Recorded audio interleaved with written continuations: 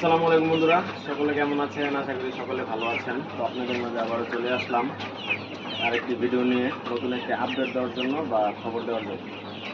খবরটি হচ্ছে, আপনারা জানেন সকলে মোটামুটি আমি একটি খামার দিয়েছিলাম, মুরগির খামার, সকলে জানেন এটা।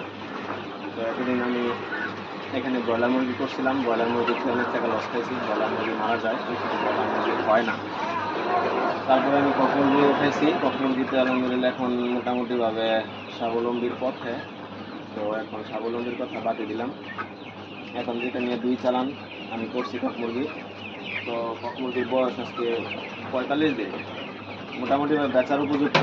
এখন ছেড়ে দিব, সেল করে দিব। তো এই আপডেটটা দেওয়ার জন্য আপনাদের মাঝে আসছি মূলত। তো এখন এখানে মুরগি আছে 1000 মুরগি। তো মুরগিগুলো সুস্থ এবং স্বাভাবিক সচ্ছল আছে, কোনো রোগ বেলায় নাই। যদি কারো মুরগি লাগে, এটা হচ্ছে colour but, original colour but মুরগি। ভাই বর্তমানে বাজারে রেট আছে 250 টাকার মতো। যদি কারো মুরগি লাগে আমার সাথে যোগাযোগ করবেন, দেওয়া যাবে বিয়ের অনুষ্ঠানে অথবা মুসলমানের যে কোনো অনুষ্ঠানের জন্য। যদি খুচরা অথবা পাইকারি কারো লাগে, আমি পাইকারি রেটে করবো।